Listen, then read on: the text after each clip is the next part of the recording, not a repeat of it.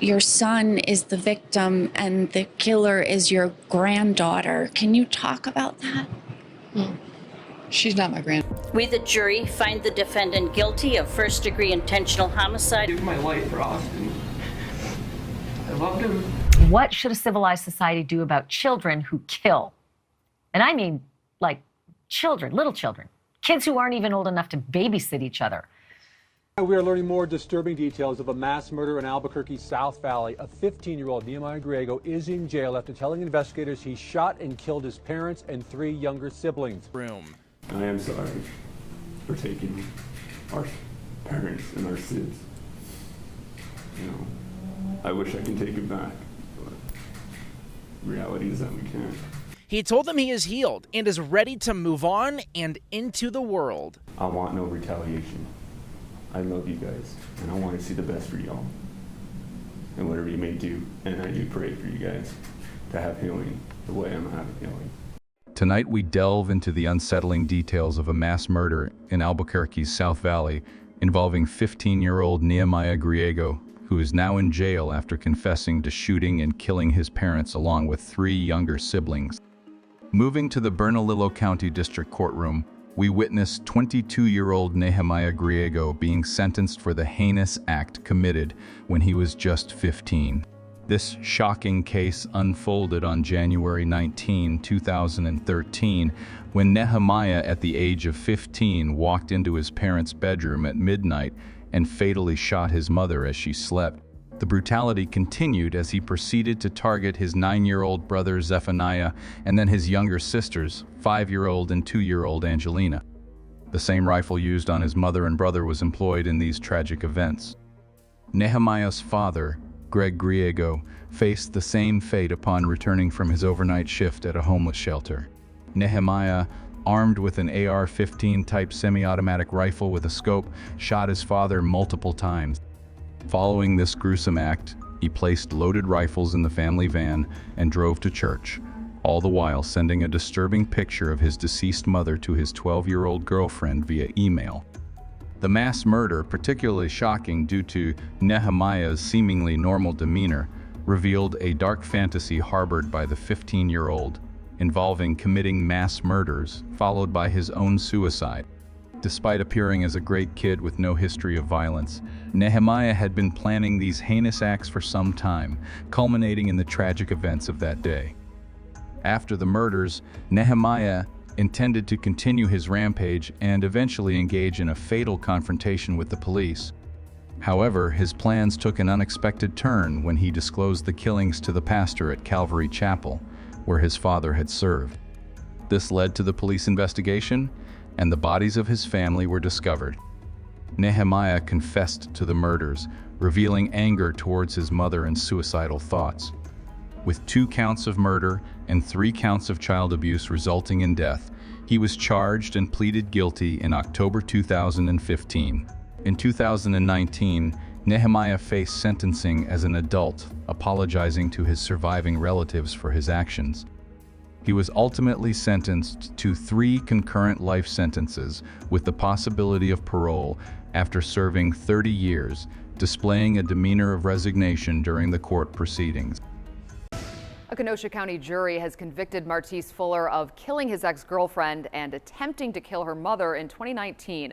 15-year-old Kaylee Jugo was found shot to death in her bedroom after her mother, Stephanie, called 911 to report she had been shot herself. CBS 58's Mark Stevens reports on the final day of the trial. In 2021, a notorious incident unfolded involving 15-year-old Martise Fuller, who now faces charges including murder in Kenosha County, Wisconsin. Doorway, and I looked at him and I said, "Oh my God, Martise." I said, "Please, you don't have to do this." And he looked at me and he said, "Yes, I do." Fuller forcibly entered his ex-girlfriend's residence armed with a handgun. In a tragic turn, he fatally shot her while she enjoyed music in her bedroom. The mother, alerted by gunshots, rushed to the scene, confronted Fuller, and was shot twice but survived. Throughout the trial, Fuller maintained a stoic demeanor, pleading not guilty. We, the jury, find the defendant guilty of first-degree intentional homicide. Despite his emotional display during sentencing, he continued to assert innocence. Through his attorney, he expressed remorse to the family, apologizing for the pain caused and acknowledging the loss of his ex-girlfriend. Mr. Fuller's prepared a statement that he asked that I read on his behalf. Martise writes, "Wholeheartedly, I wanted to write this giving my sincerest apologies to this family I once shared time and love with. Truthfully, I am sorry about the pain you've all suffered through this, but more importantly, the loss of my ex-girlfriend, Kaylee, that I loved too. So I am sorry. Despite the hatred that is against me, I still am sorry. But I have to continue to stand innocent because I am. And I know that I've barely showed emotion throughout my time, but in all honesty, it is because it's hard to have tears left to cry knowing my mom lost a son, one of her children too. But I am sorry, and I hope you all can eventually see in your hearts and vision that I am not the person the media has made me out to be." In a prepared statement, Fuller conveyed, "I am sorry, despite the hatred against me. I stand innocent because I am." He struggled to display emotion, citing the difficulty of shedding tears when his own mother lost a child. Despite his apology, the judge, unconvinced of Fuller's potential for rehabilitation, sentenced him to life in prison without eligibility for parole. You are a very dangerous and a damaged human being. So in the interest of protecting the public, acknowledging the seriousness of these acts, the court orders that on count 1, you are sentenced to life in prison without eligibility for extended supervision. Remarkably unaffected by the gravity of his sentence, Fuller displayed a disconcerting lack of concern.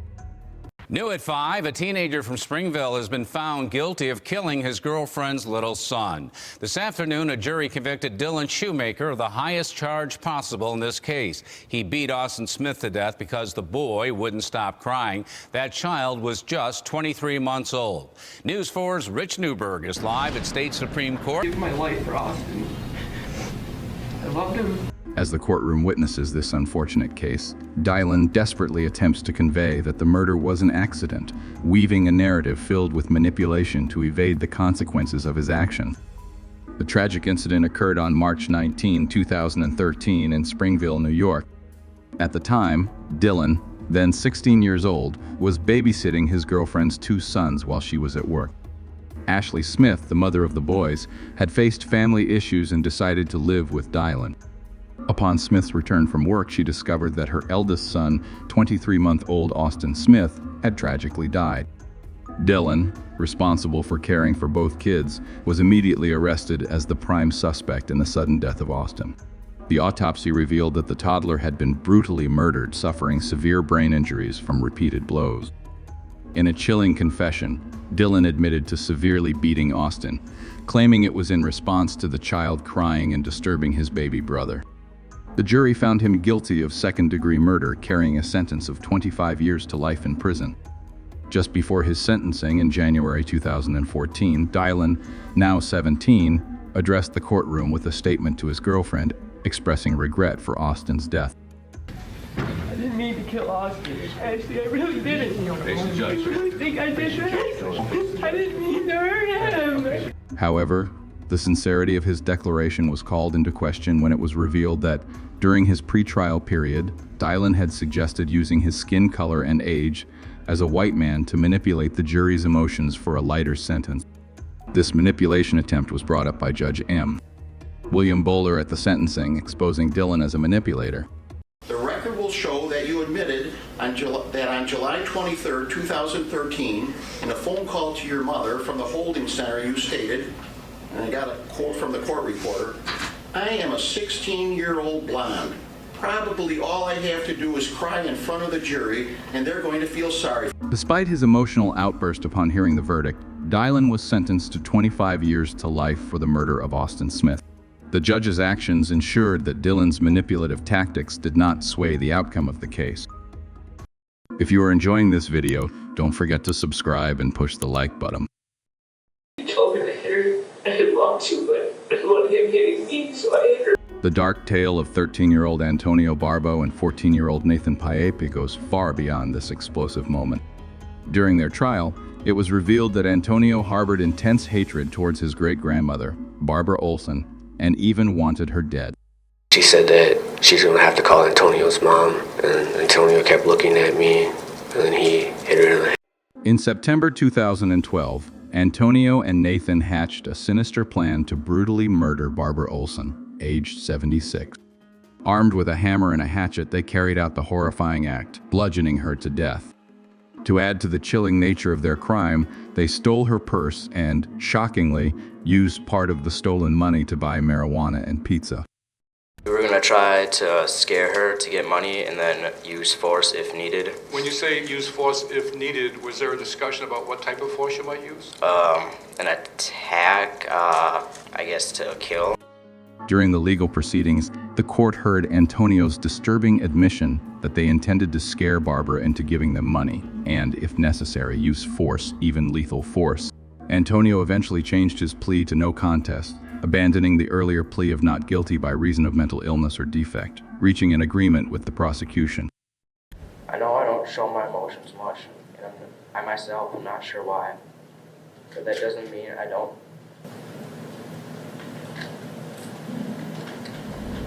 Despite expressing remorse, Antonio admitted, "I don't show my emotions much, and I'm not sure why." Nathan, too, offered an apology, saying, "I'm truly sorry for everything that happened." However, both were sentenced to life imprisonment. I just want to say that I'm truly sorry for everything that happened. As they left the courtroom, a somber atmosphere surrounded them, showcasing a surprising level of remorse. But just when you thought you'd witnessed it all, another convict emerges with a courtroom display even more wild than Antonio and Nathan's. How may I help you? Yeah, hi, I need a welfare check. I don't know if On who are we doing a welfare check? for my son. He's been missing for 2 days. His work's called, his family's called, I've called, his ex-wife's called, and there's nobody answering the phone, and there's nothing. Nobody can get a hold of him, and then his work called, and they can't get a hold of him, and it's really, he just doesn't act like this. Okay. Does he live alone? He lives with his 16-year-old daughter, who is not answering the phone. Okay. Or replying to a text. Mm-hmm. And the weird part is, I'll just tell you this, there's been ATM withdrawals at 3 different ATM. Your son is the victim and the killer is your granddaughter. Can you talk about that? She's not my granddaughter. A teen and her boyfriend who killed her father learned their fate in court today. Good afternoon. Thank you for joining us at 4. I'm Kirsten Joyce. Back to our YouTube channel. They recorded this video. Day 3 after murdering somebody. Whoa! The case is indeed deeply distressing, shedding light on the inexplicable and unsettling circumstances that led to such a horrific act. 7, do you need police, fire, or medical? Nothing with that body. Oh my God, 8417 Dumpsy Court. 8417 Dumpsy Court. Do you need police, fire, or medical? There was a fire, and we went in to investigate. The fire must be a couple of days old, but there's a dead body in the garage. We just found him with the homeowner that doesn't live here. Okay, and you're in there right now? Yes, yes. Sierra and Aaron are facing serious charges, Where did the evil come that was bred into a soul that murders their own father? including murder with a deadly weapon, arson, robbery with a deadly weapon, conspiracy to conduct robbery, and multiple counts of fraudulent use of credit or debit card.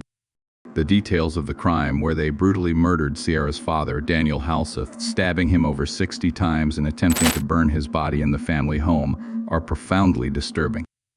After committing this heinous act, they fled to Salt Lake City, indulging themselves and even starting a YouTube channel to callously share information about the murder. Welcome back to our YouTube channel. After murdering. Day 3 after murdering somebody. Whoa! Don't put that on the camera. It was worth it. And we had sex a lot today. It was worth it. I got plenty of sex. So I was payment for doing it. We overcame.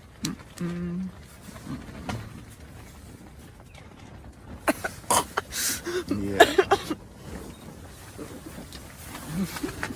So yeah.